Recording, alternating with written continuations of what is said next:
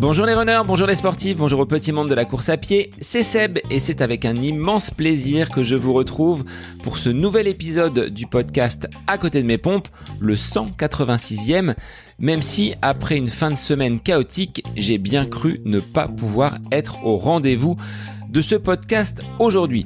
En effet, après avoir bouclé tranquillement vendredi après-midi ma première semaine de cours, j'ai fait une mauvaise chute. Mais il n'était même pas question d'une activité sportive puisque cette chute a eu lieu sur un parking. J'étais sans doute un petit peu à côté de mes pompes, je n'ai pas vu une bordure et je suis tombé. Tout simplement, l'épaule contre le bitume et j'ai bien cru sur le moment m'être cassé quelque chose.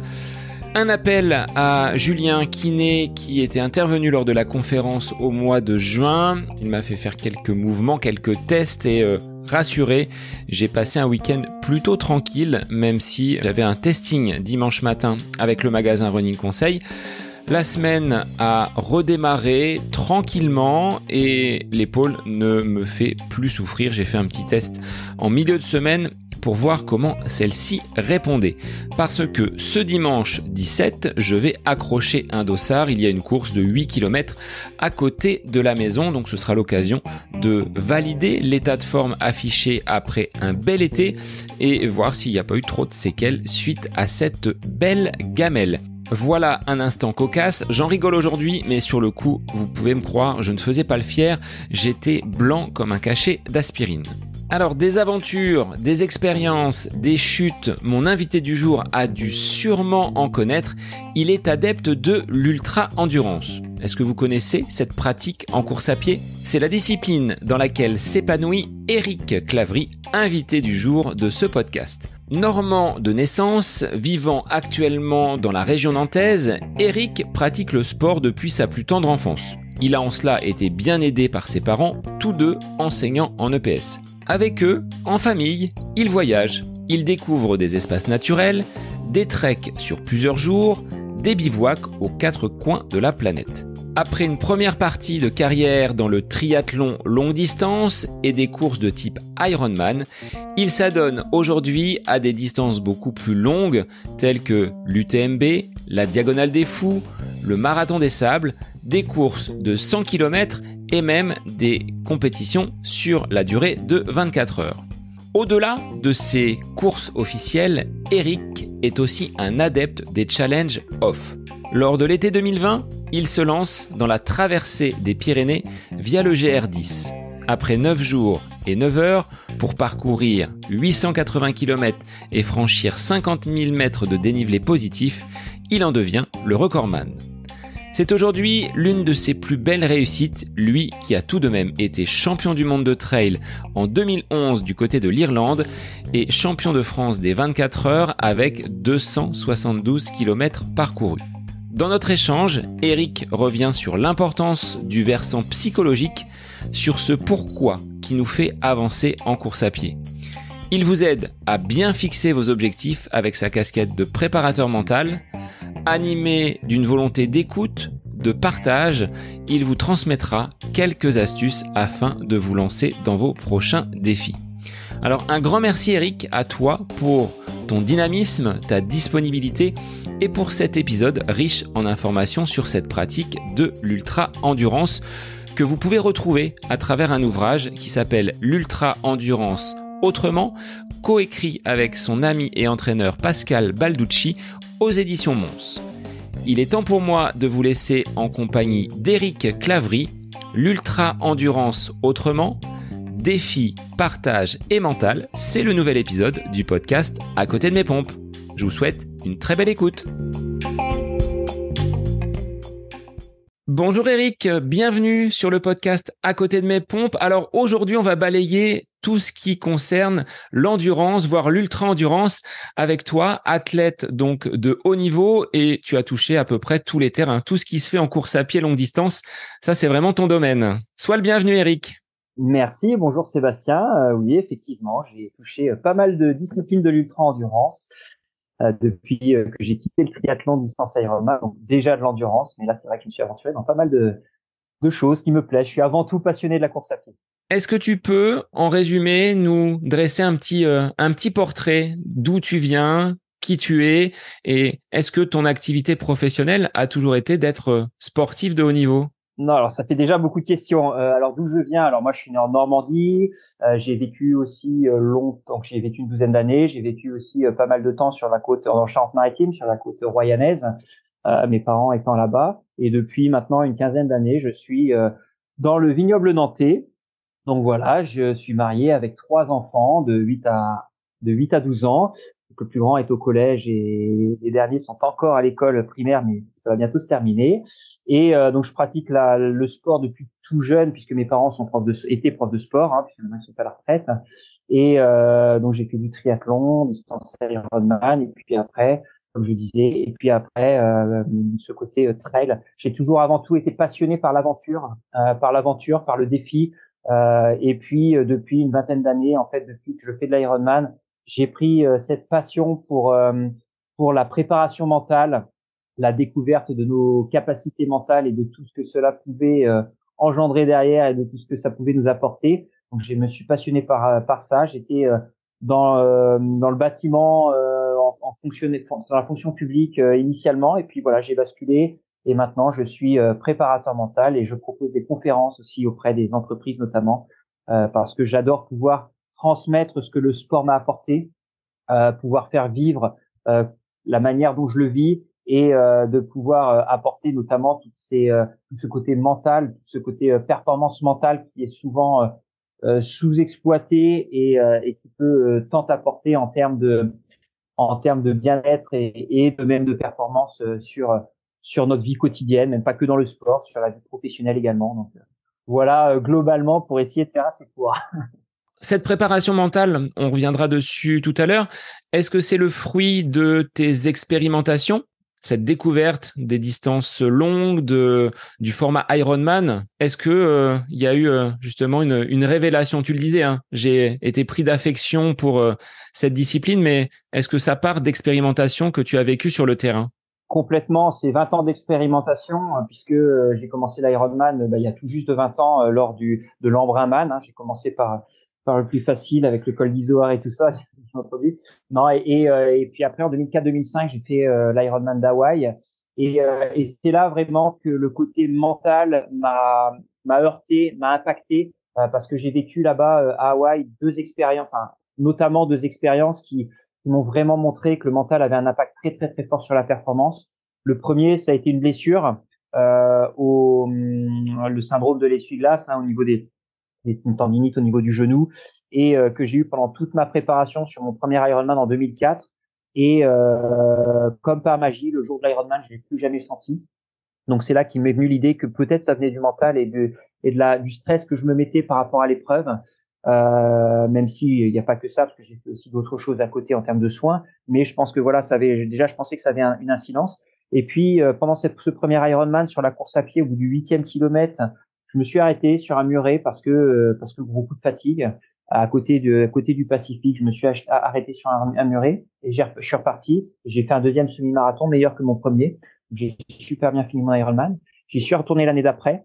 L'année d'après, j'étais bien plus en forme. J'ai fait une belle natation, j'ai fait un très beau vélo et je pars sur le marathon en très grande forme. Et puis, arrivé à ce 8e kilomètre, j'ai revu ce muret. Et là, j'ai été attiré comme un aimant, en fait, même si j'étais en grande forme. J'étais attiré, j'ai pas pu m'empêcher de m'arrêter et de m'asseoir pendant 30 secondes, là où je m'étais assis pendant 2 minutes l'année d'avant.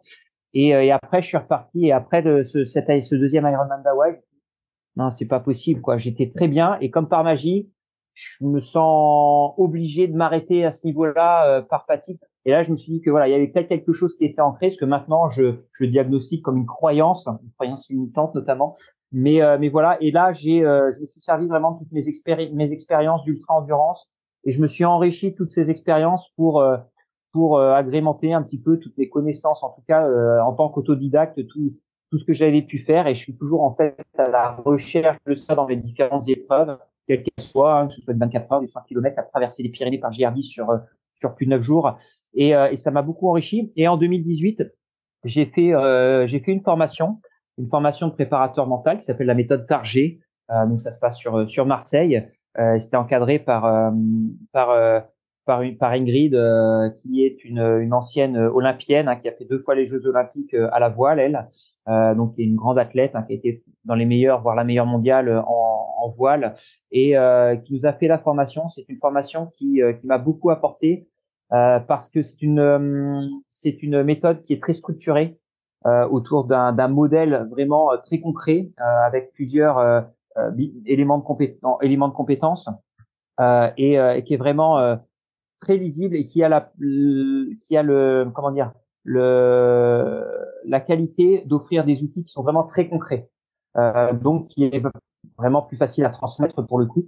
Et j'ai retrouvé en faisant cette formation en fait quasiment tout ce que j'avais vécu en termes de sportif de haut niveau, mais que j'avais vécu de manière intuitive, voire inconsciente, sur mes épreuves. Et là, ça m'a permis vraiment de structurer un petit peu tous ces outils et comme je le disais, de pouvoir les retransmettre aussi. Donc ça, voilà, ça fait maintenant 6 ans que j'ai fait cette formation et voilà 5 ans que je pratique ça et que je l'exerce auprès des athlètes, notamment que je coach, mais aussi des managers, des entrepreneurs que j'ai de temps en temps et auxquels ça apporte vraiment beaucoup de bénéfices. Cette méthode, Target, on pourrait dire target hein, en anglais parce que c'est peut-être la cible ou l'objectif à atteindre, mais là, on va franciser et c'est target. Elle repose sur quel pilier? Quelles sont les grandes lignes de cette méthode, si tu peux les dévoiler? Bien sûr. Alors déjà, effectivement, tu as tout à fait raison. On dit méthode Target. Pourquoi? Parce que la méthode a été créée par un Français qui s'appelle Christian Target. Alors effectivement, le nom est assez opportun par rapport à de la préparation mentale. Donc c'est bien Target et c'est une méthode qui a maintenant qu'il a développée il y a plus d'une quarantaine d'années. Hein. Donc issue du sport de haut niveau puisque cette personne était DTN en voile, entraîneur national en voile et voilà donc qui a été vraiment à un très haut niveau en voile notamment. Donc après il s'est développé bien entendu et il l'a ouvert pour tout ce qui était monde professionnel puisque comme je l'ai dit précédemment c'est très bénéfique également pour le monde professionnel. Donc cette méthode en fait au niveau du modèle elle s'assied sur un triangle d'appui qui sont un peu les fondations de notre mental. Donc que vont être notamment l'énergie. Alors je parle pas d'énergie physique, mais d'énergie notamment en termes de gestion du stress. Donc se recentrer. Donc voilà, cet élément de potentiel que va être l'énergie. On va retrouver aussi les émotions. Donc les émotions, donc c'est dans toute la gestion des émotions. Donc voilà, on va créer des images pour apprendre à mieux gérer ses émotions. Et puis le troisième élément de potentiel de ce triangle d'appui va être l'estime de soi. Donc l'estime de soi, alors on n'est pas, je suis pas psychologue, hein, donc on est vraiment dans des outils qui vont permettre de renforcer l'estime de soi, notamment avec le travail sur les croyances limitantes, notamment avec les raisons d'être, nos propres raisons d'être. Donc ce travail-là qui va nous permettre vraiment de construire tout le reste de ce modèle. Donc ça va vraiment être les fondations. Au-dessus, on va retrouver un élément de potentiel qui va s'asseoir sur ces fondations, qui va être la motivation. Qui va être la motivation. Alors historiquement, on avait également la confiance qui s'emboîtait un petit peu là-dessus. Mais la confiance, on va un peu la ressortir, je dirais pourquoi après. Donc on va avoir cette motivation. Donc pareil, on va avoir des outils pour construire cette motivation. Donc sur notamment de la construction de ces objectifs, voilà, et d'autres outils. Donc ça va être vraiment l'activation de notre triangle d'appui. Et au-dessus, on va retrouver vraiment l'action. Donc l'action avec de la concentration sur le présent, bien entendu, puisque l'action va se passer dans le présent, mais aussi on va utiliser la concentration sur le passé et sur le futur pour vraiment utiliser tout, notamment en termes d'imagerie, pour être dans la fluidité, dans une action qui va se trouver dans la fluidité et pouvoir réussir son action. Donc on va être là-dessus. Et tout en haut, on va retrouver un autre élément de potentiel qui va être sur des outils notamment de leadership. Et donc là, on va être sur de la communication notamment. Donc voilà, mais qu'on utilise un petit peu moins dans nos sports individuels. On l'utilise plus dans les sports co ou dans le management notamment, mais qu'on retrouve quand même parce que on a beau parler de sport individuel, et ça j'insiste souvent là-dessus, étant coureur à pied et faisant des aventures de l'ultra trail, le sport qu'on pratique n'est pas un sport individuel puisque on s'entoure tant que possible d'un coach, préparateur physique, préparateur mental. On est entouré de sa famille, de son assistance, qui peut être aussi sa famille, bien entendu, de ses amis. On est entouré de toute une équipe qui va vraiment de tout ce qui va être paramédical, hein, ostéo, podo, kiné. Mais tout ça, ça va construire une équipe. Et donc, cet élément de potentiel qui va être la communication va être aussi important dans la réussite de nos objectifs. Donc voilà un petit peu tout ça. Et donc je parlais de la confiance, donc qui a été retirée de ce modèle. Pourquoi la confiance? Parce qu'en fait, on a déterminé qu'il n'y avait pas d'outil propre à développer la confiance. Parce que la confiance, en fait, c'est un peu une boîte vide. Il n'y a pas d'outil spécifique pour la renforcer. Souvent, quand on demande à un athlète pourquoi il a réussi l'épreuve, il va dire parce que j'avais confiance, quoi. Mais il va pas savoir derrière, on va pas savoir mettre de choses en place pour développer cette confiance. Pour autant, cette confiance, elle est riche de tous les autres éléments de potentiel. C'est-à-dire que cette boîte vide, elle est pas si vide que ça parce qu'en fait, elle englobe tous les autres éléments de potentiel. Pour développer cette confiance, on va avoir besoin de travailler sur l'énergie, sur les émotions, sur l'estime de soi, comme je l'ai dit, sur la motivation, sur la concentration pour vraiment enrichir tout ça. Donc voilà un petit peu comment se construit le modèle qui va être un petit peu la cartographie, le modèle de notre mental à chacun.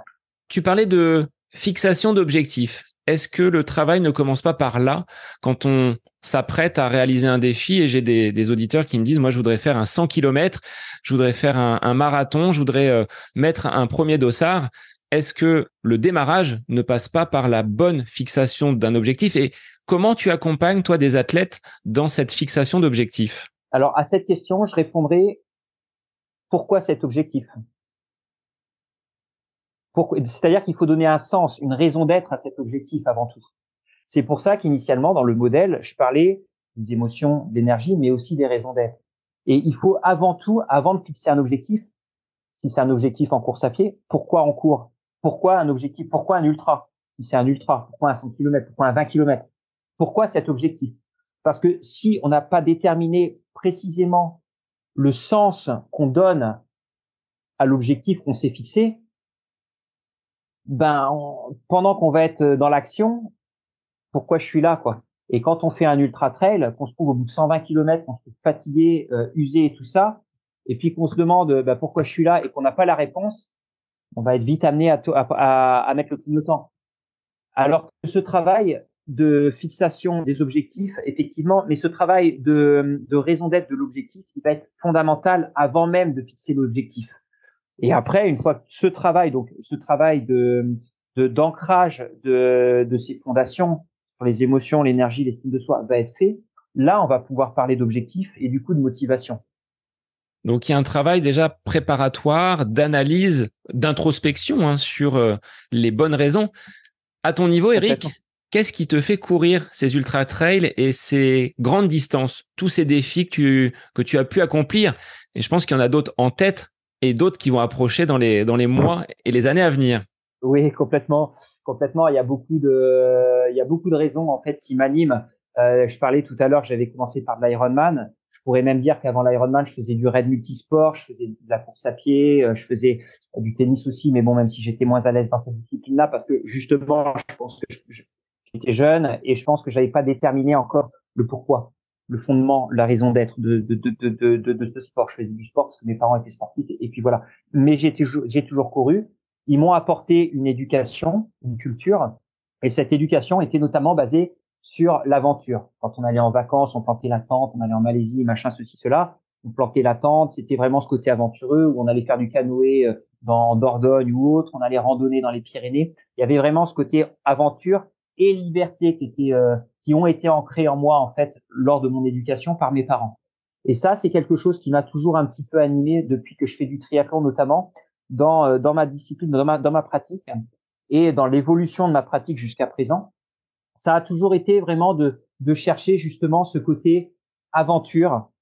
Quand j'ai fait du triathlon, de l'Ironman, c'était ce côté aventure parce que quand j'ai commencé dans les années 2000, c'était ça vraiment encore l'état d'esprit. Après, ça a évolué dans la fin des années 2010, enfin en s'approchant de 2010, ça a un petit peu évolué. On était plus dans la compétition, dans la performance. Et là, j'ai basculé sur du trail. Le trail, qui à cette époque-là était vraiment le côté aventure. C'est pas ce qu'on retrouve, en tout cas pour l'élite, sur un UTMB par exemple. C'est-à-dire que ceux qui sont devant, qui sont dans l'élite, là, c'est pour la performance pure, c'est pour se battre par rapport aux autres, c'est pour aller chercher le challenge. Donc voilà. Moi, j'ai toujours eu cet ancrage, cette âme d'aventure et ce côté liberté. Parce que quand je fais la pratique du trail notamment, que je suis sur les sentiers ou que je suis sur ma traversée des Pyrénées où je bats le record de la traversée des Pyrénées par GR10, là, c'est vraiment l'aventure qui m'a pris aux tripes et qui m'a donné ce carburant pour avancer. Alors certes, j'ai l'aventure, j'ai ce côté liberté, mais j'ai aussi toujours la performance parce que depuis que je suis tout petit, je fais des courses à pied, j'ai toujours en quête de performance et tout, et ce côté performance est aussi hyper important pour moi. Et c'est ce qui fait que des fois, je vais quand même, je m'interdis pas d'aller sur un UTMB, sur une course sur un 24 heures où je vais chercher pour le coup la pure performance qui va être la distance, même si derrière tout ça, il y a quand même de l'aventure parce qu'un 24 heures reste quand même une aventure intérieure plus que dans l'environnement général, mais ça reste avant tout une aventure. Et puis il y a une dernière valeur aussi qui m'anime, qui va être le partage, et ce partage, en fait, à chaque fois que j'ai réussi une épreuve, que ce soit mon titre de champion du monde en 2011, sur ma traversée des Pyrénées, que ce soit le record de France de 24 heures, toutes ces épreuves que j'ai réussies, c'est parce que derrière il y avait du partage. Et moi, sans ce partage, euh, je me sens un petit peu vide, quoi, en fait. Je me sens un petit peu vide. Pour exemple, quand je parle du GR10, le GR10, je pense, enfin, c'est une estimation, hein, mais je pense qu'il y a eu plus de 600 personnes à venir me voir ou m'accompagner sur le GR10. C'est énorme. Mais quand je me réveille à 4 heures du matin au lac d'Esquin, et que il est 4 heures du matin, j'ouvre la porte du camping-car et qu'il y a entre 20 et 30 personnes qui m'attendent dehors pour m'accompagner de nuit, c'est fabuleux, c'est fabuleux. Et moi, c'est pour ça que je vis avant tout mon côté sportif et c'est ce qui m'anime, voilà, jusqu'à présent, dans tout ça. Entre un titre de champion du monde de trail en 2011 du côté des lacs du Connemara à cette traversée donc du GR10, d'autres défis, hein, Marathon des Sables, tu l'as dit, UTMB, Diagonale des Fous. Qu'est-ce que tu relèverais comme étant le plus beau souvenir que tu as vécu jusque-là en course à pied et dans ces défis, à la fois off ou en compétition? Ouais. Depuis que je suis né, même, ma plus belle expérience sportive, et pourtant il y a un titre de champion du monde, et pourtant il y a 2 top 10 à l'UTMB, et pourtant il y a 3 top 5 à La Réunion, enfin voilà, c'est ma traversée des Pyrénées, et pourtant c'était un off, donc il y avait pas cet esprit compétitif qu'on peut retrouver sur les autres épreuves que j'ai fait, mais pour moi ça reste le GR10, cette traversée des Pyrénées. Elle a été fabuleuse en termes d'expérience. Alors, il faut savoir que ce GR10, c'est pas venu nulle part non plus, hein, c'est 18 mois de préparation pour y arriver. Donc, c'est vraiment un investissement au sens large du terme hyper important. Mais c'est ce GR10, pourquoi? Comme je l'évoquais, parce que j'ai été accompagné, mais début à la fin quasiment par des gens, alors que j'avais rien planifié, hein. J'avais juste en amont invité les gens à venir me voir. Sur mon site internet, on pouvait me géolocaliser H24, donc savoir exactement où j'étais, donc plus facile pour venir me voir. Mais j'avais pas soudoyé des gens pour venir me voir, ou j'avais rien planifié à l'avance, quoi. Et en fait, voilà, j'ai eu un monde énorme. J'arrive à Hendaye à 3 heures du matin, il y avait 50, 60 personnes, quoi, à l'arrivée pour m'accueillir. Et ils étaient là bien en amont sur la dernière journée. J'ai constamment une vingtaine entre 10 et 20 personnes à tout le temps. Ils sont relayés, mais tout le temps. Et ça a été quasiment pendant toute l'épreuve. Et puis des rencontres exceptionnelles. C'est au milieu de l'Ariège quand j'ai une petite fille qui m'apporte une assiette avec des pastèques parce qu'il y a une chaleur énorme et qui nous apporte ça. Et puis on apprend en partant que c'était leur entrée de repas. Et puis un tenancier de refuge qui m'offre une omelette avec le coca. Et enfin, ça a été ça tout le long, des rencontres vraiment magnifiques. Et ça c'est inoubliable, c'est très fort, c'est vraiment ce côté partage. Et puis en plus de ça, c'est ce côté liberté de l'aventure. Là, pour le coup, c'est vraiment sur un peu moins de 10 jours. On est vraiment dans l'aventure. C'est-à-dire que ce qui est difficile, c'est les 3 premiers jours. 3, 4 premiers jours, parce qu'il faut rentrer dans l'aventure. Il faut que le physique s'adapte aussi à l'effort physique, que le mental s'adapte à l'effort important et à cette sollicitation et cet engagement dans l'épreuve. Mais une fois qu'on a passé ce cap des 3, 4 jours, après, on rentre vraiment dans son aventure et là, j'étais en totale harmonie avec moi-même, avec l'environnement, avec les gens aussi, et je me suis senti libre avec un grand L. Et ça, c'est rare, c'est vraiment rare de se sentir libre à ce point-là. Et la seule contrainte, c'était de suivre ce balisage rouge et blanc du GR10 et d'avancer sur le sentier, en fait. Tout le reste, en fait, ne comptait pas puisque j'avais très bien préparé le truc en amont. Donc, je savais que j'avais l'assistance, que j'avais tout ce qu'il fallait dans les vallées pour pouvoir me ravitailler et autres. Donc, j'avais qu'une seule chose à faire, c'était avancer, avancer, avancer. Et ça a déconnecté dans la dernière journée avant d'arriver sur Hendaye. Pourquoi? Parce que je sentais cette liberté s'arrêter bientôt, parce que l'arrivée approchant et parce que plus on se rapproche et plus la fin se rapproche. Et là, je me suis déconnecté, je suis sorti vraiment de mon aventure, de cet état d'esprit de liberté, de cet état d'euphorie de liberté, parce que l'arrivée approchait et que je sentais que ça allait être fini, quoi. Et que ça devenait dur parce que justement, ça allait se terminer, quoi. Mais le GR10 reste pour moi le plus beau souvenir de ma vie de sportif jusqu'à présent. Comment tu arrives jour après jour, au fur et à mesure que ce défi avance, parce que là, on est presque sur 900 km, 887 en 9 jours, à remettre les baskets là où certains, en une journée, auraient fait un ultra et se posent pendant 3-4 mois pour récupérer. Toi, tu dois remettre les baskets le lendemain, repartir donc à l'assaut donc de ce GR. Là, la motivation, les ressources, elles sont à la fois physiques, mais il y a beaucoup de mental. Carrément, ouais, complètement. Et c'est là qu'on voit les lacunes du mental. Euh, c'est assez fabuleux. Alors effectivement, déjà pour resituer, ça fait en moyenne, pour que les gens s'approprient un peu plus la chose, ça fait en moyenne pendant les 9 jours et demi, 95 km par jour et 5500 mètres de dénivelé positif.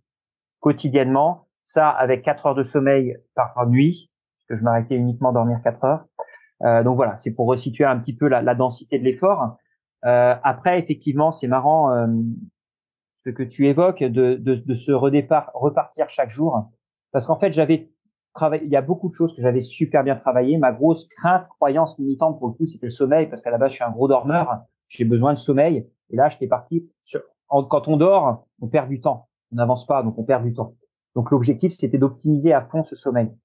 Donc j'étais parti après études sur 3 heures et demie de sommeil. Il s'est avéré au bout de 2 jours que fallait que je dorme 4 heures. Enfin, j'ai repoussé à 4 heures, mais c'était plus mental qu'autre chose parce que je pense que 3 heures et demie aurait suffi autant que 4 heures.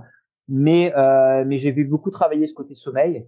Forcément, j'avais beaucoup travaillé le profil du parcours, la progression du parcours, les étapes, tout ça. Donc l'action en elle-même, hein, je l'avais bien préparée. Mais il y a une chose que j'avais pas anticipée, que j'avais pas préparée.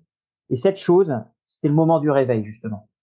Parce que quand on vient de se faire 95 km et 5500 mètres par jour et qu'on dort que 4 heures, effectivement, quand on se réveille, on est un peu fatigué. Hein. Donc, ça a été vraiment très compliqué et je l'ai très mal vécu. En fait, ça a été mon point noir de cette aventure, ça a été ces moments de réveil. Et ce qui est marrant, c'est que dès que je ressortais du camping-car, les jambes toutes raides, hein, je repartais et au bout de 50 mètres, la mécanique était repartie. Ça me fait un petit peu penser au dessin animé que ceux qui ont mon âge se rappelleront peut-être. C'était Nounou le petit robot qu'on voit dans le générique, qui commence à marcher, puis qui court progressivement, et on voit le robot qui commence à repartir progressivement. Et c'était un petit peu ça, quoi. C'est-à-dire que il fallait même pas une minute en fait. Il fallait ces quelques mètres de relance. Et une fois que j'étais reparti, ça y est, j'avais switché dans ce que j'avais préparé dans mon aventure, dans cet état de liberté, d'euphorie, et je repartais dans mon cycle en fait de la journée de progression. Mais c'est vrai que cette difficulté de réveil a été vraiment très difficile, à tel point que ma femme, au bout de 3 jours, elle a arrêté de poster des vidéos sur les réseaux sociaux tellement j'avais un visage catastrophique le matin au réveil. Mais voilà, c'est vraiment comme quoi vraiment le mental peut être hyper important, comme il l'a été pour moi quand je repartais, comme il l'a été pour moi bon, sur ces phases de sommeil et tout ça, parce qu'au bout de 2 secondes, je dormais déjà. Mais ce réveil, effectivement, je l'avais peu préparé et ça a été le plus difficile. Mais on se raccroche à ce pourquoi on est là, en fait. Moi, j'étais là vraiment pour vivre cette aventure, pour repartir, pour être dans cette transhumance à travers du coup les Pyrénées et de vivre ça avec les gens et de vivre toutes ces émotions fortes, quoi. Sur un plan physique, tu dis au bout de quelques pas, quelques mètres, la machine se remet en route. Est-ce que tu procèdes à des scans du corps pour vérifier que les niveaux sont bien au vert et qu'il n'y a pas de point de tension? Pour des gens qui ne pratiquent pas l'ultra-endurance, c'est peut-être compliqué de se dire il est possible de courir aussi longtemps avec des efforts donc sur de nombreux kilomètres sans que le corps ne montre de signes de fatigue. Comment on peut justement analyser le carburant qu'il nous reste encore si les jambes sont encore en mesure de donner un petit peu plus? On est dans la gestion et là, ça s'apprend peut-être avec l'entraînement. Ça s'apprend. Alors, ça s'apprend avec l'entraînement. C'est pareil, c'est dans les croyances aussi beaucoup. Moi, j'ai toujours été convaincu que le corps, quand on lui laisse le temps, on est capable de faire des choses. Le corps et le mental, quand on lui laisse le temps de s'adapter, il fait des choses, mais inavouables, improbables, impossibles même, je serais tenté de dire. Moi, en fait, j'avais déjà fait pas mal de stages sur plusieurs jours, enfin, sur plusieurs jours, voilà. Et je me suis toujours rendu compte que le plus difficile, souvent, c'est le 3, voire le quatrième jour. Le premier jour, on est dans le truc, on démarre, on est frais, on part. Le deuxième jour, on est quand même fatigué de la veille, mais ça passe encore. Le troisième jour, on a la fatigue physique qui s'accumule et le mental qui commence à s'émousser un petit peu parce que on a quand même bien forcé les 2 premiers jours. Le quatrième jour aussi, on a ce contre-coup des premières journées. Et puis, ce qui est fabuleux, c'est qu'à partir du quatrième jour, du cinquième jour, eh ben, le corps commence à s'adapter. Le mental rentre, comme je le disais, rentre dans le système, dans ce pourquoi on est là. Moi, dans l'aventure, dans ce côté liberté. Donc, moi, je suis vraiment rentré dedans. Et là, ça ne s'arrête plus d'être en constante progression. C'est-à-dire que le corps se renforce, le mental se renforce et en plus rentre dans son état d'euphorie et de ce pourquoi on est là. Et là, quotidiennement, ça devient de plus en plus fort. Donc ça, c'est dans le truc global en fait de l'aventure.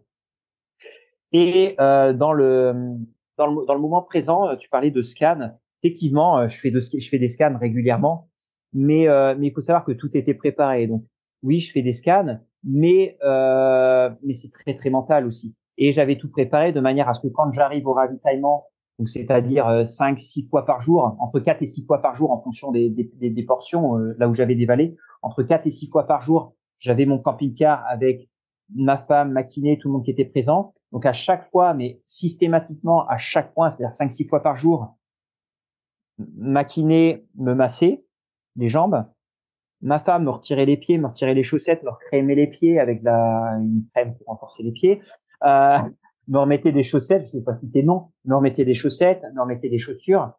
Et en fait, j'avais un bilan mécanique, si on parle d'automobile, un bilan mécanique les 3-4 heures, quoi, voire les 6 heures quand c'était vraiment très long entre deux périodes. Mais entre 3 et 6 heures, j'avais un bilan mécanique. Des fois, c'était même toutes les 2 heures pour certaines périodes. Donc, en fait, très souvent, j'avais ce check qui était fait et ce contrôle et cet entretien de la mécanique. Donc, clairement, ça allait plutôt pas mal. Et puis, quand tu pars sur le principe que tu sais que la 3e, 4e journée, ça va être difficile, tu l'anticipes, tu l'appréhendes mieux. Tu peux déjà te projeter dans cet état et du coup, trouver des outils qui vont te permettre des outils mentaux qui vont te permettre, notamment au niveau émotionnel éventuellement, qui vont te permettre de contrer un petit peu cet état de fatigue que tu vas avoir. Donc voilà, c'est vraiment un travail qui se fait en amont, la préparation mentale, hein, c'est vraiment une préparation, c'est un entraînement du mental. C'est comme quand on est à l'école, hein, je prends toujours, alors c'est pas parce que tu es prof de français, mais je prends toujours cet exemple à la maternelle quand on apprend à écrire. C'est bien, ça c'est pas instinctif, hein, pour savoir faire un E, on fait des gammes de E sur des lignes, des gammes de L, des gammes de F, pour apprendre à écrire. Bah, le mental, c'est la même chose, c'est la répétition qui va faire qu'on va apprendre à faire les choses de manière intuitive, que ça va être intégré à notre quotidien et notre pratique.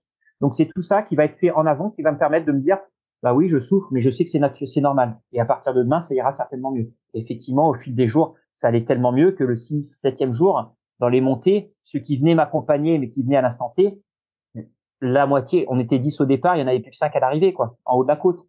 Parce que j'avais pas des jambes, j'avais des pistons, quoi, en fait. C'est-à-dire, c'était boum, boum, boum, boum. Et j'étais, voilà, ceux qui étaient là-bas pour en témoigner, c'était vraiment, même maintenant à rebours, je suis impressionné de moi-même et de ce que j'ai pu produire dans les montées. J'ai fait le GRP il y a 10 jours, et le Grand Raid des Pyrénées, pardon. Et franchement, pendant le Grand Raid, je me suis même fait la réflexion, je me suis dit, c'est pas possible. Dans les montées, j'avançais aussi vite en faisant 10 jours que là, aujourd'hui sur l'épreuve, quoi. C'est vraiment impressionnant. Dans les descentes, voilà, j'avançais beaucoup moins vite parce que je suis pas un grand descendeur et que je faisais attention à pas chuter, à pas me blesser, à pas me faire une entorse.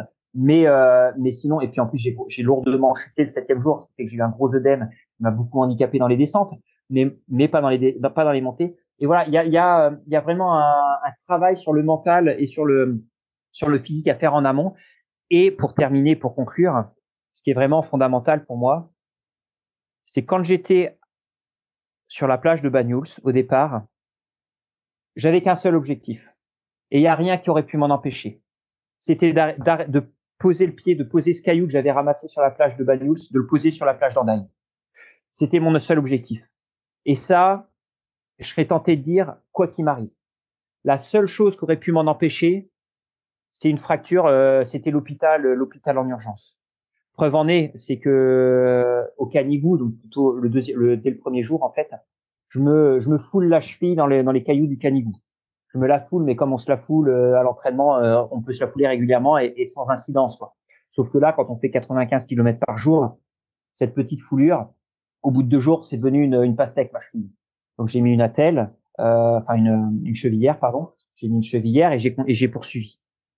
Mais ça m'a pas empêché de continuer. Quand je l'ai retiré tout à la fin, ma cheville, elle était encore comme ça, limite, elle était violette. Et quand j'ai chuté, j'ai eu un gros œdème sur la hanche. C'était vraiment très douloureux, mais ça m'empêchait pas d'avancer. Et pour moi, dans ma base, justement, dans le sens que je donnais, dans l'objectif que je m'étais fixé, ma limite était fixée très haute. Il y en a qui peuvent se dire, dès que j'ai une ampoule, j'arrête. C'est légitime. Et bien à eux, s'ils se respectent dans leurs valeurs, tant mieux. Moi, là, je me suis respecté dans le sens où je me suis dit, tant que j'atteins pas cette limite-là, je continuerai. Et j'ai continué et j'ai atteint mon objectif. A contrario, Grand Raid des Pyrénées, sur lequel j'ai abandonné parce que là, je m'étais fixé un seuil à la douleur qui était bien moins important parce que j'ai d'autres objectifs en fin de saison. Et du coup, je l'avais atteint et je me suis respecté en atteignant ça. J'étais plus dans le plaisir par rapport à l'objectif que je m'étais fixé et j'ai préféré abandonner pour pas rentrer dans un cycle de fatigue et tout ça, qui était ma limite que je m'étais fixée sur cet objectif-là. Après, voilà, c'est des choses qui se travaillent vraiment en amont, tout ça.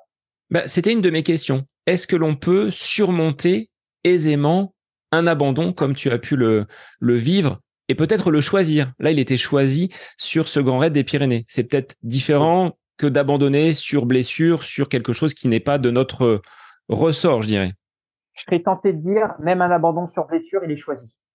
C'est ce que je viens d'évoquer par rapport au GR10. C'est-à-dire qu'avant la course, mais ça se travaille, avant la course, il faut définir, d'une part, pourquoi je suis sur cette course-là, les raisons d'être, et d'autre part, les limites que je me fixe. Les limites que je me fixe, comme je l'ai dit, sur le GR10, mes limites étaient très importantes. C'est-à-dire que pour que j'arrête, il aurait fallu qu'on m'envoie à l'hôpital, quoi. J'exagère, mais à peine. Mais alors que si on abandonne sur blessure, c'est parce que l'objectif qu'on s'est fixé, c'est j'ai une entorse, j'abandonne. J'ai une ampoule, j'abandonne. Une ampoule, ça peut être une blessure, hein.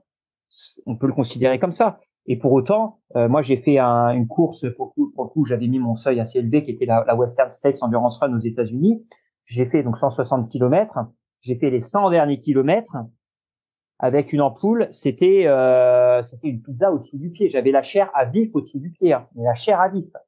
J'ai vécu des moments vraiment hyper douloureux. Mais mon seuil, l'objectif que je m'étais fixé avant, c'est non, je vais arriver au bout. Et je m'étais fixé un seuil très élevé. L'année dernière, je fais le Grand Raid de la Réunion avec une hernie cervicale et une névralgie. Voilà, pour ceux qui en vivent et qui le vivent, tu dors 3 heures par nuit, c'est un enfer.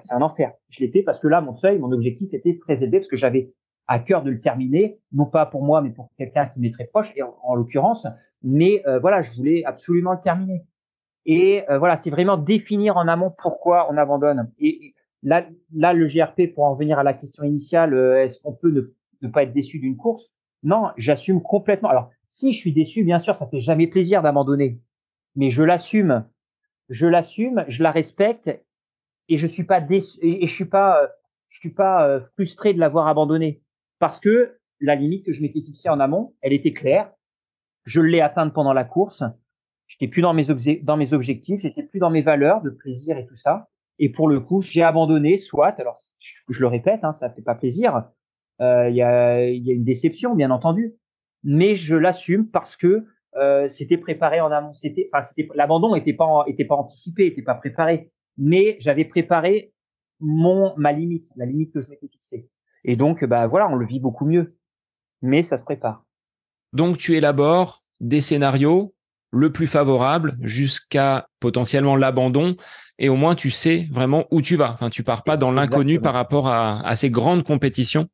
Exactement, et c'est important que tu dises ça. J'élabore des scénarios différents parce que effectivement, et ça je vais l'évoquer, c'est quand on part sur une épreuve, il faut pas, alors il faut éviter pour je veux dire pour le commun des mortels en tous les cas, sauf celui qui joue vraiment la performance ultime et tout ça, mais se fixer un objectif trop pointu, trop défini.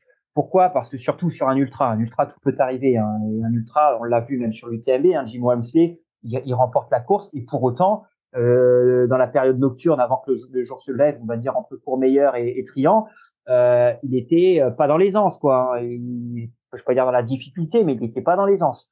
Et c'est revenu après. Mais il était encore dans le créneau qui s'était fixé pour son objectif. Il était encore dans le créneau qui s'était fixé. Euh, mais quand on est voilà comme un démentaire, il faut savoir se fixer un objectif ambitieux, mais il faut se fixer plusieurs objectifs. Parce que comme tout peut arriver, si on se fixe un objectif trop ambitieux, dès qu'on va commencer à lâcher cet objectif, on va abandonner parce qu'on va se sentir plus. Et puis après, ça risque de générer de la frustration parce qu'on va se dire a posteriori, ah ouais, mais j'avais quand même comme objectif aussi d'arriver, de franchir la ligne. Et puis on l'a lâché de vue pendant l'épreuve avec la fatigue, avec tout ça, mais on l'a pas suffisamment travaillé en amont. Et donc c'est important de se fixer plusieurs objectifs et pas qu'un seul objectif fixe quoi. C'est vraiment hyper important parce que sinon on pourrait être amené à être déçu de l'abandon quoi. Et c'est toujours une demi-heure après avoir redonné son dossard qu'on se retrouve mince, j'aurais pas dû le donner quoi. Il faut vraiment réfléchir en amont à ce à quoi on s'engage. Alors pour planifier ta saison, Eric, comment tu t'organises? Moi, je suis plutôt coureur courte distance, 10 km semi-marathon, ça se cale assez bien dans un emploi du temps familial et professionnel. Pour de tels défis que tu mènes, des raids au long cours, des défis comme ces CGR à répétition, une diagonale, un UTMB, un marathon des sables également, on s'organise comment et en termes de préparation, ça nécessite combien de semaines, voire de mois de préparation? Tout dépend ce qu'on entend par préparation. Moi, en préparation, j'englobe tout. En fait, ça dépend vraiment de beaucoup de choses. Et quand on me pose cette question-là, je réponds, bah, combien de temps tu t'es préparé pour faire le diagonale des fous? Ça fait depuis que j'ai 5 ans que je m'y prépare. Ça fait depuis 5 ans parce que d'année en année, le corps a une mémoire. Et en fait, tout ce qu'on fait une certaine année, c'est pas parce qu'on arrête pendant 2 ou 3 mois l'entraînement, parce ou qu'on ralentit en tout cas l'entraînement, qu'on n'est plus que ce qui est passé, le corps l'a pas enregistré. C'est une accumulation de choses. Après, on va parler d'entraînement spécifique pour une épreuve. Soit ça va demander, puis ça va dépendre parce que si je fais le Grand Raid de la Réunion et que j'ai un autre objectif qui va être au mois de juin, la préparation qui va être menée pour la course du mois de juin va être bénéfique aussi pour la course de la Réunion. Donc ça va s'accumuler. Il va bien falloir gérer ses entraînements, ses récupérations et tout ce qui va autour. Mais voilà, je parlais tout à l'heure du GR10, je vais revenir dessus. C'est le truc un peu extrême dans le sens où il y a 900, à peu près un peu moins de 900 km, mais presque 900 km. Il y a beaucoup plus, il y a beaucoup plus bien sûr, parce que des projets qui sont bien plus importants, mais on verra plus tard. Mais voilà, sur un GR10, je l'ai dit tout à l'heure, c'est 18 mois de préparation. Ça va pas être 18 mois de préparation sportive, la préparation, sachant que le GR10, je l'ai fait en juillet 2020, c'est-à-dire avec le confinement juste avant. Et moi, j'habite dans le vignoble nantais, donc en termes de préparation au dénivelé pour préparer le GR10 qui fait 50 000 mètres de dénivelé, on va pas dire que c'est les conditions optimales de préparation. Mais 18 mois parce que bah, tout ça, il y a l'organisation, il y a la logistique, il y a chercher des partenaires parce que ça coûte assez cher de faire ce genre d'aventure. En tout cas, moi, comme je le fais. Donc voilà, c'est tout le projet à monter. Il y a préparer le parcours, préparer. Là, j'étais dans de la data, c'est-à-dire que j'ai pris le tracé du parcours et puis je reprenais exactement pour prendre kilomètre par kilomètre les points importants, les distances, les dénivelés, les machins. J'ai tout retravaillé, tout le tracé du parcours, savoir où on pouvait m'assister, savoir où je pouvais dormir, savoir où t'as tout à préparer. Ces 18 mois de préparation, c'est hyper important. En termes de préparation physique, on va dire que ça a eu lieu au mois de juillet, je me suis préparé à partir du mois de janvier, février. C'est pas important, mais préparer spécifiquement parce que avant il y a eu les autres épreuves qui ont eu lieu juste avant. J'avais fait le championnat du monde de 24 heures au mois d'octobre. C'est du plat certes, mais il y a un volume derrière tout ça. Donc ce volume, il va être bénéfique pour le GR10. Après, ça va être de rentrer dans la prépa spécifique avec du dénivelé, avec le travail du haut du corps pour les bâtons, avec un travail de puissance, avec un travail de plein de choses derrière. Donc voilà. Donc la préparation derrière tout ça est assez difficile à cerner. Mais voilà. Après, ce qui est important, et j'anticipe peut-être, et tu parlais de la programmation, comment on programme une saison. Moi, en fait, il faut savoir que là, j'ai déjà une trame globale qui est faite jusqu'à 2027. C'est-à-dire jusqu'aux prochaines élections. C'est pas l'objectif, et pas de et pas de me présenter. Mais non, voilà, jusqu'à 2027, j'ai déjà une trame qui est faite. Une trame pour qu'elle soit cohérente, justement, en termes d'objectifs. Alors, c'est vrai que jusqu'à présent, j'ai eu quelque chose, surtout les dernières années, où j'ai quelque chose d'assez décousu, parce que j'ai fait du 24 heures, du trail, de l'aventure. Donc, ça a été un petit peu décousu. Mais là, je vais me recentrer. Donc là, j'ai un objectif en fin d'année qui va être plutôt sur route. Donc là, où je vais me préparer spécifiquement pour pendant les 3 prochains mois. Et puis après, je vais reswitcher, peut-être mettre de côté un peu plus le côté route pour me refixer sur du trail. L'année prochaine sera plus réorientée sur du trail, avec notamment la réunion en octobre. Donc me réorienter sur du trail en 2024. Et après, je vais plus re-rentrer dans ce qui me passionne et ce qui me fait vibrer, puisque je parlais du GR10 qui était pour moi le plus beau souvenir, où je vais plus re-rentrer dans un côté aventure justement jusqu'à 2027, 2025, 2026, 2027, tout en gardant des trails parce que ça va rentrer dans la préparation, tout en conservant du trail parce que c'est aussi quelque chose qui me porte à cœur, enfin que j'ai à cœur aussi de continuer. Et puis je trouve ça sympa, ça permet aussi de rencontrer, de retrouver d'autres copains athlètes sur les épreuves et tout ça. Et puis ça permet de garder aussi un pied dans le côté confrontation directe, c'est toujours intéressant aussi pour tout ça. Donc voilà, c'est vraiment une préparation à long terme et une projection à long terme. On a coutume de dire quand on est sportif de haut niveau qu'on est toujours sur une Olympiade, c'est-à-dire sur 4 ans, sur 4 ans glissantes. Ça permet vraiment d'avoir une cohérence en termes d'objectifs et une préparation qui soit beaucoup beaucoup mieux menée. Est-ce qu'à l'image de Ludovic Pommeret, avec l'âge, tu penses pouvoir encore te bonifier? On l'a vu, hein, entre Duncan Périlla et Ludovic, c'est l'ancien qui a été jusqu'au bout avec une très belle remontada. Ouais, non, le Ludo, il est exceptionnel. Alors Ludo, je le connais depuis mon premier ultra, qui était le Grand Raid en 2009, et donc où j'ai terminé 4e. Et puis ce Ludo qui me double au milieu de ma fat, là, l'air de rien. Et moi, j'étais couteau entre les dents, et lui, le mécanique. Et puis lui, il est inusable. C'est un exemple. Il y en a d'autres, hein, comme ça. J'ai recroisé justement sur le village de l'UTMB, Julien Rancon, qui est de la même fibre, hein. Julien Rancon, il en a plus de 30 sélections en équipe de France. Il est encore en sélection d'équipe de France cette année. On a le même âge, on est de la même année, donc il a 43 ans. Et voilà, moi, je trouve que c'est fabuleux et c'est exemplaire. Mais oui, je pense qu'on peut durer. Après, c'est une question de savoir comment on pratique. Comment on pratique. Moi, j'ai toujours été sur un sport, sur une pratique du sport, sur la préservation de la santé aussi. C'est-à-dire que moi, je cours pas beaucoup à l'entraînement. Je fais beaucoup de vélo. Je suis sur les entraînements croisés. Je cours pas beaucoup. Je suis dans le sport passion aussi, donc je vais me préserver sur certaines choses. Je vais pas être dans la surmultiplication des compétitions. Je cherche encore la performance. C'est-à-dire que je vais pas me faire un ultra tous les mois. On parlait de la programmation. Moi, déjà 2 ultras dans l'année, c'est bien, quoi. Là, tu vois, peut-être les Pyrénées étaient trop, parce que j'ai fait quand même le marathon des sables en début d'année. C'est pas trop mal place passée, même si je visais un petit peu mieux, mais je vais pas m'en plaindre. Un top 10, c'est quand même déjà beau. En plus, avec une belle équipe, on gagne par équipe, voilà, des belles rencontres. Donc, c'était une très belle épreuve. J'en ai encore une en fin d'année, donc qui va être en novembre, donc qui va être très tard. Pour moi, les Pyrénées, ça casait parce qu'il y en a une qui était tout en début de saison, une qui était tout en fin de saison, donc caler une, ça allait à peu près. Mais il faut pas en faire à répétition parce que tu t'uses sur un ultra. Autant, comme tu disais, sur un 10 km, 20 km, tu peux en faire plus régulièrement. Mais voilà, pour autant, même si tu fais du court, il faut savoir s'aménager des périodes de récupération, des périodes d'affûtage. Et ben déjà, quand sur un ultra, tu retires la période d'affûtage et la période de récupération, ça fait quasiment 2-3 mois en moins. Donc tu vois, il faut quand même aussi caser de l'entraînement spécifique pour pouvoir te préparer. Donc ça va très vite.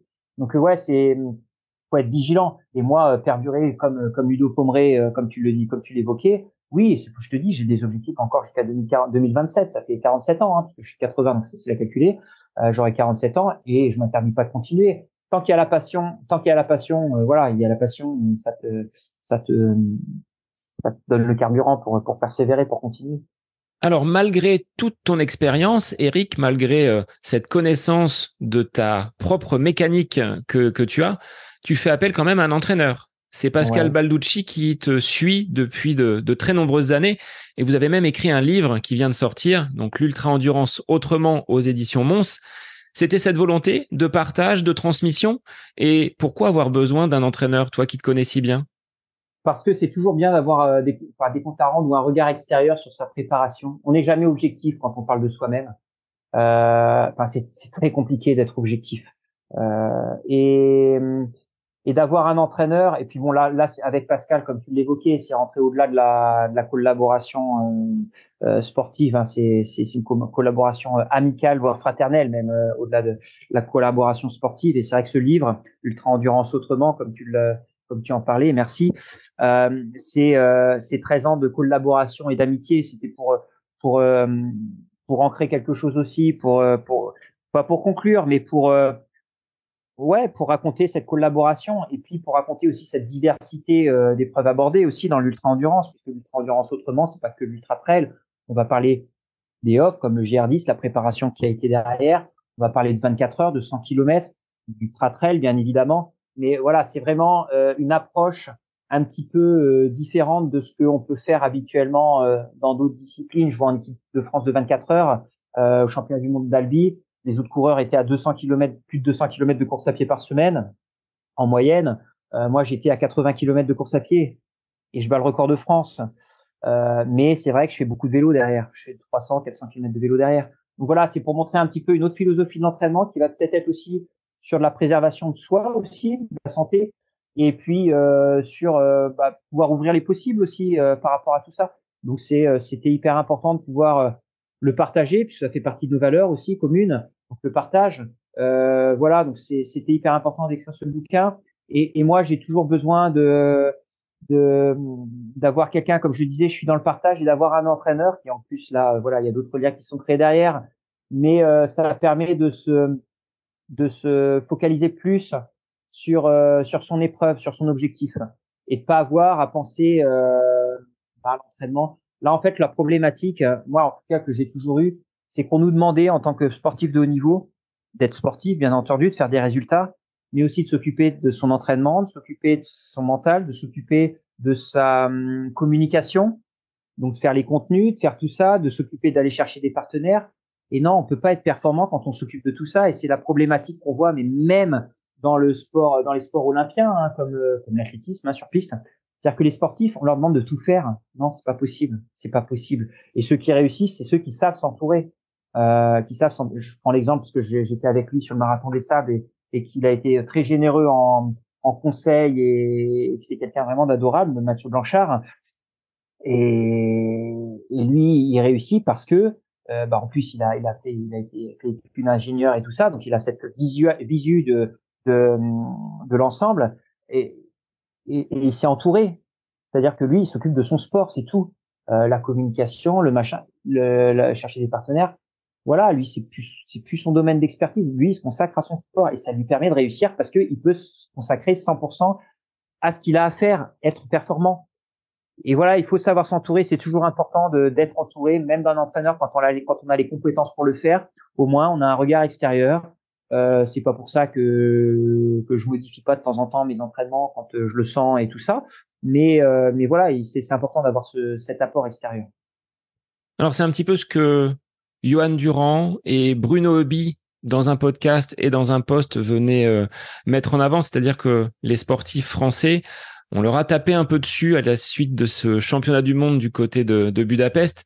Mais Johan disait que Mehdi Frère, en termes de préparation du côté de Font-Romeu, il posait sa gourde sur le toit de la voiture de Johan. Il y avait personne de l'encadrement, donc de la cellule d'entraînement qui était présent sur le centre technique à Font-Romeu. Après, on dit, bon, bah, les athlètes n'ont pas suffisamment donné. Et je pense que c'est pas le cas. Toi qui as porté le maillot bleu, quand tu as la tunique bleu, blanc, rouge sur les épaules, tu donnes le maximum de toi-même, tu aides l'équipe. Est-ce que tu partages ce point de vue de Johan et Bruno? Complètement, complètement. Je veux pas taper sur les doigts de qui que ce soit, mais puis je vais pas revenir sur mon expérience parce que je pense que je vais peut-être être désagréable sur certains points. Mais moi, ce que je trouve dommage, c'est que on s'occupe des sportifs quand ils réussissent. On n'est pas là à côté quand ils abandonnent parce qu'ils sont blessés. Le lendemain, t'as pas un appel pour demander comment ça va. Quoi. Enfin moi, en tout cas, c'était mon cas. Mais peu importe. Mais non, moi, je trouve qu'effectivement, on est trop livré à nous-mêmes. Enfin, pour pouvoir faire du sport, justement, j'entendais Romain Barras que je connais, hein, qui est adorable. Mais j'entendais tout à la fin du championnat du monde qui disait si on met les moyens, les frais, comment dire, les montants ont été augmentés, les subventions et autres, tout ça. Oui, mais un athlète, il a besoin, comme tu le disais, enfin moi, qu'on soit athlète olympique et qu'on se retrouve à Font-Romeu sur une discipline aussi exigeante, alors elles le sont toutes, hein, mais aussi exigeante que le marathon, et qu'on se retrouve à mettre son ravitaillement sur le capot d'une voiture, que personne autour de soi, bah, je trouve ça dommage. Alors on va dire, ouais, mais ça, c'est l'athlète qui doit se débrouiller. Bah, je suis désolé. Moi, enfin, pour moi, c'est mon regard de la chose. Pour moi, une structure encadrante, elle doit aussi être là pour, lors de la préparation, être force de proposition aussi. Essayer d'aider aussi au niveau logistique, au niveau humain. Et je peux pas en parler plus que ça parce que moi, je suis pas athlète olympique, je suis athlète trail et 24 heures et 100 kilomètres. Et quand on n'est pas une discipline olympique, on n'a pas les mêmes moyens que les autres. Donc, je ne sais pas exactement ce qui se passe. Et je ne vais pas rentrer dans mes disciplines à moi parce que là, ce serait vraiment, ce serait pas, même s'il y a des choses qui sont mises en place, et ça, je crache pas dessus, il y a des belles choses qui sont mises en place. Hein. Mais comme on n'a pas la visibilité des disciplines olympiques, forcément, on est un peu au second rang, voire bien plus loin. Mais voilà, quand on voit ce genre de dire voilà, quand je m'entraîne, je suis obligé de mettre ça et ça. Non, là, pour moi, il doit y avoir des moyens, pas financiers forcément, mais des moyens humains, logistiques, d'encadrement qui doivent être mis en place pour pouvoir être plus serein et puis pouvoir s'entraîner dans de vraiment bonnes dispositions. Enfin, pour moi, c'est la base. Et là, j'ai un gros objectif en fin d'année. Je vais me débrouiller tout seul. Je me suis débrouillé tout seul. Et je vais mettre tous les moyens en œuvre pour que ce soit une préparation la plus professionnelle possible. On dit, je prends dans une de mes disciplines le 24 heures. Il y en a un qui réussit, Alexandre Sorokin, là, qui a battu le record du monde de 24 heures l'année dernière avec 319 kilomètres, qui a communiqué hier sur le fait que le 16-17, je crois, ou 18-19 septembre, là, il avait pour objectif de battre le record du monde et de passer à 322 kilomètres, c'est-à-dire 8 marathons en 24 heures. Mais Alexandre Sorokin, alors, il se l'est créé lui-même, mais il s'est créé un entourage. Mais on est sportif et on n'a pas tous les compétences pour pouvoir s'entourer.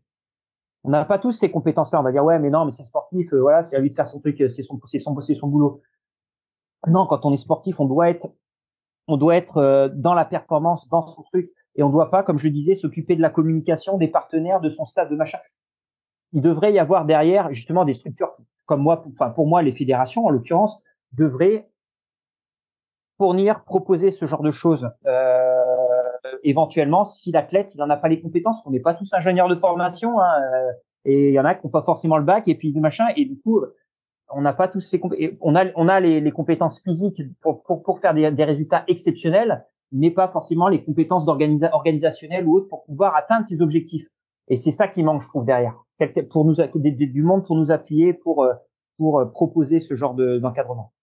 Alors, de ton côté, Eric, sur l'accompagnement, l'encadrement, tu as un pilier, ton épouse, qui est rarement très loin de toi pour préparer les traces et tout ce côté organisationnel. Est-ce qu'elle a été convertie ou est-ce que tu as réussi à la séduire à ce monde de l'ultra-endurance? Oui, bien sûr, parce que déjà, on s'est rencontrés autour d'une piste d'athlétisme. Donc, c'était un peu facilitant. Donc, on a toujours été dans le sport. On a fait des raids ensemble. Quand je faisais on faisait du triathlon ensemble. Alors, elle n'a pas fait de l'Ironman, mais elle a quand même fait du Half Ironman. Alors, je cite le label, hein, mais voilà, du longue distance en tous les cas. Du trail, elle a fait du trail et puis là, elle a fait le trail Bourbon l'année dernière. Donc, voilà, 110 kilomètres quand même. Et puis, elle continue à faire des distances de 60-80 kilomètres. Donc, oui, bien sûr, elle est passionnée par ça. Bon, il s'avère que on a eu 3 enfants. Donc, quand on a eu les enfants, elle était occupée beaucoup aux enfants et du coup elle pouvait être présente auprès de moi. Et puis là maintenant qu'elle a repris, bon, on s'organise différemment par rapport à tout ça. Mais oui, c'est une pièce maîtresse bien sûr de cet encadrement. Moi, c'est quelque chose qui m'a beaucoup manqué, cet encadrement, et qui me manque encore. C'est pour ça que j'essaye de structurer cet encadrement justement grâce notamment, comme je disais tout à l'heure, au conseil de Mathieu Blanchard, mais de structurer tout ça pour pouvoir être dans une sérénité plus importante et d'atteindre réellement mes objectifs. J'ai fait des belles choses jusqu'à présent, mais pour moi, il y a toujours eu un manque derrière pour vraiment appuyer. Et c'est, je pense, j'en suis convaincu en tous les cas, ce qui fait la différence entre moi qui fait sur 24 heures 272 kilomètres, qui fait un top 10 sur l'UTMB, et celui sur 24 heures qui va faire 318 km ou celui qui va remporter un UTMB ou en tout cas faire un podium sur un UTMB. La différence, elle est là après. Ça va être sur ce côté-là. Je pense que les qualités, je les ai, sans vouloir être prétentieux du tout, mais je pense que les qualités, je les ai. Mais après, je pense qu'effectivement, il y a une professionnalisation que je n'ai pas, parce que j'ai pas les compétences pour, une professionnalisation que je n'ai pas qui m'empêche peut-être de passer un gap supplémentaire. Mais ma femme est fondamentale dans mon entourage. Elle m'a toujours aidé. Elle est toujours présente. Et voilà. Donc ça fait partie effectivement d'une pièce maîtresse. Et maintenant on pratique aussi ensemble. Donc c'est assez sympa aussi de pouvoir partager de pouvoir partager ça et puis même de le partager avec nos enfants maintenant. Quel regard tes enfants peuvent avoir sur leur papa qui part pour réaliser des ultras, des performances sur 24 heures ou 100 km? J'aurais dû les interviewer également. Ouais, plutôt. Plutôt, je vais pas parler à leur place. Non, j'espère que je leur communique des valeurs, les valeurs que j'aime du sport et ce pourquoi je le fais, du trail. J'espère que je leur transmets ces valeurs-là. J'espère de tout cœur, je pense, parce qu'ils font du sport aussi, ils sont motivés, mais on essaye de les intégrer aussi à notre pratique quand on le peut.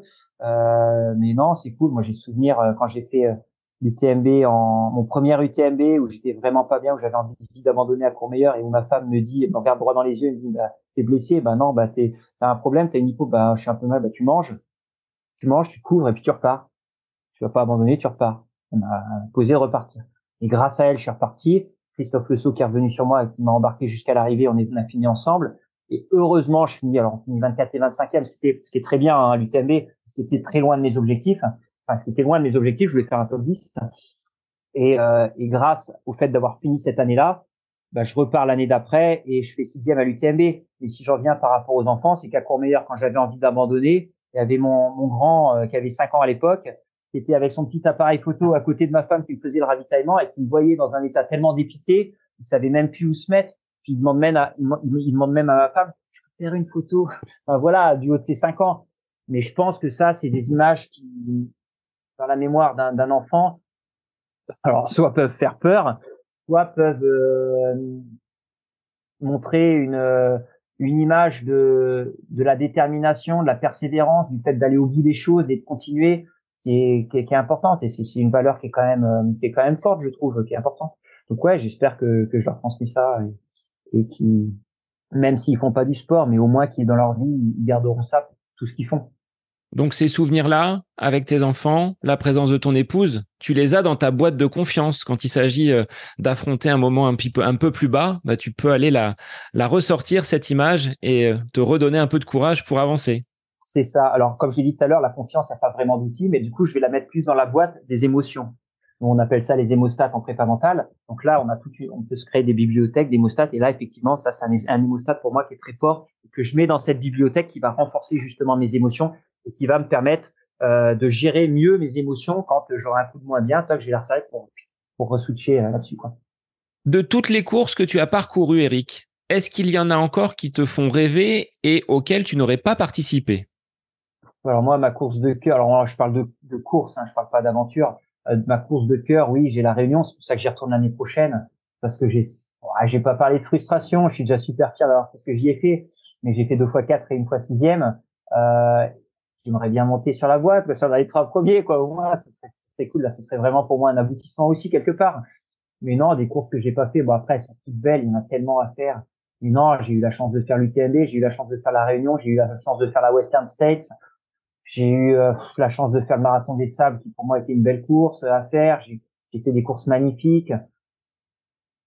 Non, toutes les courses sont belles à faire. Après, une en particulier, c'est difficile. Non, après, par contre, en aventure, dans la nouvelle carrière dans laquelle je vais me lancer effectivement, là, j'en ai des belles. Et là, il y en a qui me font rêver. Et en 2027, notamment, j'ai un rêve. Je vais faire un croisement de tout ça. Moi, je pars toujours sur la base de rêve. En fait, je suis très attaché à mes rêves. Et je pense que si on vit, c'est pour rêver. Il faut pas avoir honte et peur de rêver. Il faut rêver. Euh, et ces rêves, il faut pas les laisser sous son oreiller, quoi. Et les reprendre que quand on va se coucher. Non, ces rêves, il faut leur donner de la vie. Il faut mettre en place les choses pour essayer de les atteindre. Je dis pas qu'on va les atteindre, ces rêves, mais il faut essayer de les atteindre et faire tout ce qu'on peut pour essayer de les atteindre, mettre en place les choses pour les atteindre. Après, peu importe au final, le plus beau, comme le dit la maxime tibétaine, c'est le plus beau, c'est pas le but, c'est le chemin pour y arriver. Mais c'est ça en fait. Le rêve, c'est le but. Si on l'atteint, tant mieux. Et là, c'est génial. Comme le titre de champion du monde, comme je l'ai fait, comme le GR10, comme je l'ai fait. Bon, c'est des rêves que j'ai atteints. J'ai eu cette chance-là de pouvoir atteindre ces rêves. Mais si je les avais pas atteints, je serais tenté de dire, au moins, j'aurais tout mis en place pour essayer de les atteindre. Donc, je peux pas avoir de regrets si j'ai tout mis en place pour essayer d'atteindre un rêve. C'est ça qui compte. Et moi, j'ai des rêves. Alors, j'ai des rêves. D'ailleurs, un rêve, là, dont je parlais en 2027 sur un record de traces qui a été battu il y a une semaine. Donc, qui a été repoussé assez haut, mais je n'en démords pas quand même. Mais voilà, moi, je vais tout mettre en place pour essayer de les atteindre. C'est pour ça qu'il faut que je me professionnalise un petit peu plus. C'est pour ça que je commence à m'entourer un peu plus structurellement pour pouvoir mettre en place des choses que j'avais pas mises en place jusqu'à présent. Et voilà. Donc ouais, il y a alors en termes de course, pas spécialement, en termes de off, oui, parce que comme tu le disais aussi en parlant de Ludo Pomeré tout à l'heure, je suis l'âge, je pense que l'âge c'est un faux prétexte pour moi. Ce qu'il faut surtout, c'est savoir réadapter un petit peu ses objectifs par rapport au fait de la vie, par rapport à sa situation familiale, à l'âge, et effectivement, à son niveau sportif, aux blessures éventuellement qu'on a eues. Il n'y a rien d'impossible, il faut savoir se réadapter. Il faut savoir se réadapter. Et là, j'en fais partie de ces phénomènes sur lesquels il faut savoir se réadapter. Et, et ben j'essaie. Moi, ça a toujours été ça. En fait, j'ai essayé de réadapter ma carrière sportive en fonction aussi de tous ces phénomènes. Et l'aventure, pour moi, est une belle voie de continuité pour pouvoir bénéficier de mon expérience, de l'âge entre guillemets, mais je parlais d'expérience, pour pouvoir bénéficier de mon expérience, pour pouvoir être performant encore dans ce que je fais, puisque comme je le disais tout à l'heure, ça fait partie de mes raisons d'être, un de mes points importants, une de mes valeurs. Du coup, bah voilà, dans ultra endurance, donc l'aventure, donc sur plusieurs jours. Moi, je parle d'aventure quand ça dépasse les 4 jours, justement, quand ça dépasse ce fameux seuil d'adaptation du corps. Et rentrer dans de l'aventure, voilà. Et je pense que voilà, j'ai vraiment envie de rentrer là-dedans, ouais, et de rêver sur ces épreuves-là. Est-ce que tu as déjà pensé à te muer en organisateur d'événements? Un trail by Eric Claverie, à l'image de François Hinault, qui du côté du Finistère organise son grand raid, avec qui tu commentes l'ultramarin. Est-ce que ça te titille un petit peu de dire je prends dans la région nantaise ou en Normandie cette volonté de créer quelque chose? Alors, c'est déjà le cas, parce que j'organise, alors c'est pas un trail, c'est un 24 heures. J'organise un 24 heures à Nantes mi-mai, qui se fait en individuel, mais qui se fait aussi en relais par équipe. Pourquoi j'organise ça? Parce que je trouve que c'est dévaloriser ce genre d'épreuve. Moi, je l'ai découvert en 2018. Effectivement, quand je l'ai fait, je disais, ouais, ça doit être monotone et tout, tu tournes sur une boucle. Mais en fait, en termes de partage, pour le coup, je reviens sur cette valeur qui m'est chère. En termes de partage, humainement, c'est un événement qui est fabuleux. Qui est fabuleux parce qu'on tourne effectivement sur une boucle qui est pas romantique, hein, qui est pas exotique, hein, sur une boucle d'1 kilomètre, 1,5 km, 2 kilomètres, qui est courte. Moi, c'est sur un hippodrome de Nantes. Mais du coup, on n'est jamais tout seul. On voit toujours les gens, on voit toujours les coureurs, on voit toujours les spectateurs, on voit toujours son entourage, ses proches. Et il y a une cohésion, il y a une fraternité, il y a des liens humains et des émotions qui se transfèrent entre nous qui sont juste exceptionnels, que moi j'ai vécu nulle part ailleurs. C'est exceptionnel et c'est ça que j'avais envie de partager. Donc là, je le partage maintenant depuis 2 ans sur l'hippodrome de Nantes, toutes les mi-mai. Donc ça s'appelle le Time Run Challenge, parce qu'il fallait lui donner un nom. Donc le Time Run Challenge. Donc il y a plusieurs épreuves de 1 heure, 6 heures, 12 heures et 24 heures, parce que mon idée c'est de faire découvrir ce type d'épreuve, pas uniquement de focaliser sur du 24 heures. Donc, on peut le faire en individuel, 1 heure, 12 heures, 1 heure, 1, 6, 12, 24 heures, mais on peut aussi le faire en relais, soit de 2, soit de 4. Et là, il y a, en termes de cohésion d'équipe, c'est génial parce que les coureurs sont toujours sur le même site et ceux qui courent pas, bah, échangent entre eux, encouragent leur copain qui est en train de courir. On se donne le relais quand on veut et ainsi de suite pendant la durée choisie. Et je trouve que c'est vraiment hyper fraternel, hyper fort en émotion. Mais sinon, en termes de trail, j'avais un projet qui n'a pas pu voir le jour malheureusement pour des raisons administratives, qui était un projet entre Courchevel et Nice, une course à étapes avec une logistique pas comme le marathon des sables où on est en autonomie, mais là avec un bivouac monté par l'organisation et un transfert des sacs aussi des coureurs. Mais parce que je l'avais vécu ça en 2015 en préparant l'UTMB, j'avais fait Courchevel-Nice, donc 330 km en 6 jours. Et et ce côté transhumance, comme j'ai fait sur le GR10 en non-stop, et ce côté transhumance, traverser des paysages, avoir un bivouac le soir et partager avec les autres coureurs, justement, ce qu'on retrouve un peu sur le 24 heures, ce moment d'échange qu'on n'a pas sur un trail classique. Parce que sur un trail classique, on est tous sur la ligne de départ, mais après, chacun vit sa course, alors, avec d'autres personnes, effectivement, pendant la course, mais quand tu arrives, les premiers, ils sont déjà couchés, douchés, récompensés et rentrés chez eux. J'exagère, mais à peine. Et puis, les premiers voient jamais, t'as pas ces temps d'échange. Sur des courses à étapes, sur des 24 heures, ces temps d'échange, tu les as parce que tu rencontres souvent les autres coureurs. Et c'est ça, moi, côté partage, toujours, hein, j'y reviens, mais pour moi, c'est vraiment fondamental, c'est vraiment mes fondements à moi. Et ce côté partage, ouais, course à étapes m'aurait plu, mais ça n'a pas pu voir le jour. Je m'interdis pas, le dossier est étouffé et tout le projet est monté, donc je m'interdis pas, s'il y a une région qui peut le faire et tout ça, de le faire, pourquoi pas, effectivement, en Normandie, puisque il y a 2 ans, j'ai fait le GR 234, donc 233, donc qui fait toutes les côtes normandes, de la basse Normandie, du pont de Saint-Nazaire, du pont de Normandie jusqu'au Mont Saint-Michel. Et il y a des coins vraiment super jolis à découvrir parce que souvent les gens ne le connaissent pas, ça, et c'est vraiment magnifique à découvrir. Mais pourquoi pas dans d'autres régions, ça pourrait être dans le Gers, pourquoi pas, parce qu'il y a un peu de dénivelé, il y a des beaux coins aussi, gastronomiquement aussi, ça peut être sympa à découvrir. Il y a des belles choses à rencontrer. En fait, on est tellement gâtés en France que je pense qu'il y a énormément de choses à faire. Ce qu'a fait François, c'est génial, hein, c'est un concept différent et je trouve que c'est génial parce que justement aussi, il y a ces moments de partage qu'on a entre les étapes. Donc, ouais, je trouve qu'il y a plein de choses à faire et pourquoi pas à l'avenir. Mais déjà, je suis sur l'organisation des 24 heures. Donc, c'est déjà quelque chose qui est mis en place. Avant de conclure, Eric, est-ce que tu aurais, de ton regard de champion, de sportif de haut niveau, de conférencier, de préparateur mental, ça fait beaucoup de casquettes, 2 ou 3 conseils à donner à des auditeurs qui veulent se lancer dans des aventures un petit peu plus longues que les courses traditionnelles de 10 km, de semi-marathon, de marathon, des personnes qui veulent aller au-delà? Qu'est-ce que tu pourrais leur conseiller? Alors, la première des choses, c'est que la surenchère à la distance doit pas être un objectif en soi. Il faut savoir comme ce que je disais tout à l'heure, il faut savoir pourquoi on y va, pourquoi on le fait, et donner un sens au pourquoi on fait. On va plus loin. Par là, je veux dire quelqu'un qui, comme tu le disais tout à l'heure pour toi, 10 km, 20 km, c'est tout à fait légitime. Il n'y a pas besoin d'essayer de trouver la surenchère. Si on s'épanouit, qu'on s'éclate dans ce qu'on fait et qu'on prend du plaisir et qu'en plus, si on est performant dans ce qu'on fait, tant mieux. Mais le but, c'est de prendre du plaisir dans ce qu'on fait. Donc la surenchère à la distance ne doit pas être un but ultime. Par contre, si on sait pourquoi on le fait, qu'on a vraiment une volonté de le faire et qu'on a nos propres raisons de le faire et qu'elles sont bien ancrées, voilà, qu'il y a du sens derrière tout ça, alors là, oui, il faut y aller. Mais il faut que ça déjà ce soit clair. On est vraiment sur les bases de ce modèle de préparation mentale, hein, déjà sur les raisons d'être. Donc ça, il faut que ce soit clair. Après, c'est prendre du plaisir. Donc déjà de bien se préparer physiquement, bien entendu, mais ne pas oublier cet aspect mental qui est souvent mis en second plan.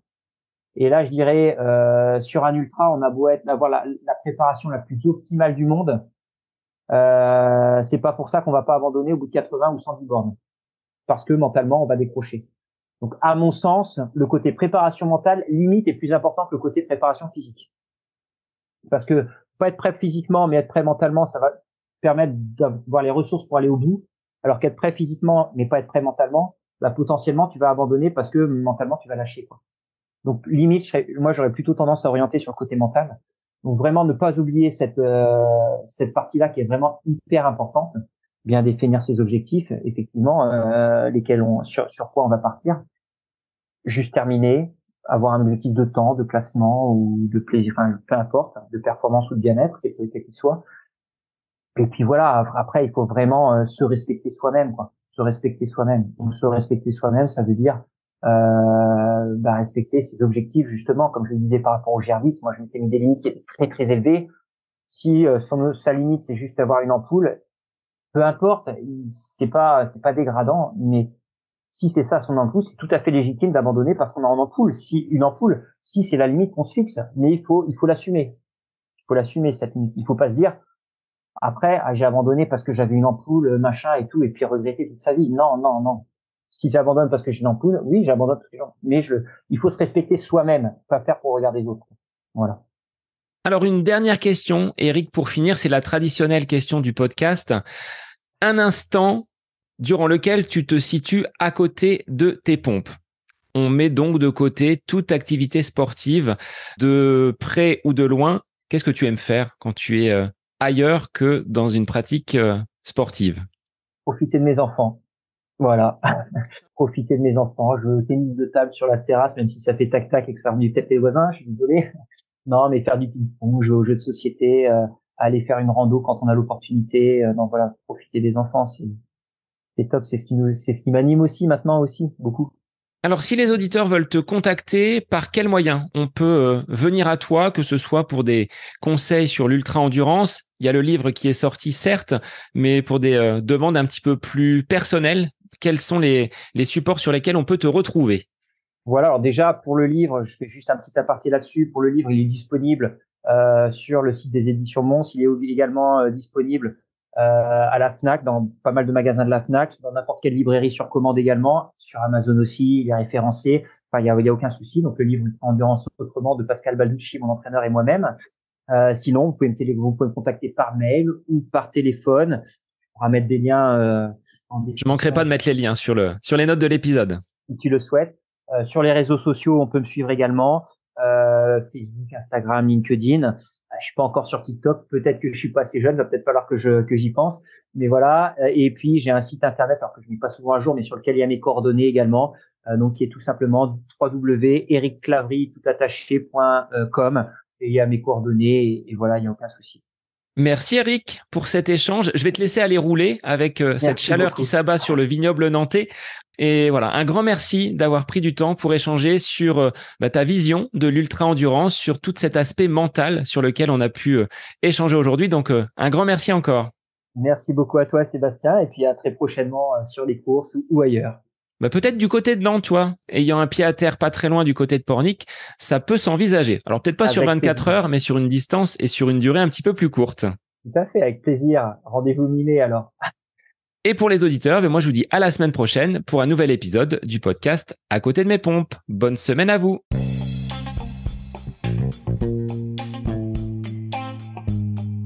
J'espère que cet épisode avec invité vous aura plu. Je vous remercie infiniment de votre écoute. Pour faire remonter le podcast dans les classements, je vous invite à laisser une petite évaluation sur Apple Podcast, 5 étoiles, un petit commentaire, ça me fera énormément plaisir et vous permettrez au podcast d'être remonté, diffusé, déployé sur ces différentes plateformes de façon plus importante encore qu'il n'est actuellement. Et puis je vous invite à me retrouver sur les différents réseaux, Facebook, Instagram. Laissez votre petit message, votre commentaire, ça me fait plaisir d'échanger avec vous. Si vous avez des questions, si vous voulez échanger sur quelconque sujet en lien avec la course à pied, mais pas que, parce que le sport c'est une philosophie de vie et c'est une passion qui nous anime de façon commune, donc n'hésitez pas à venir échanger avec moi. Sur ce, je vous souhaite une bonne fin de semaine, un bon week-end et je vous dis à la semaine prochaine pour un nouvel épisode du podcast À côté de mes pompes.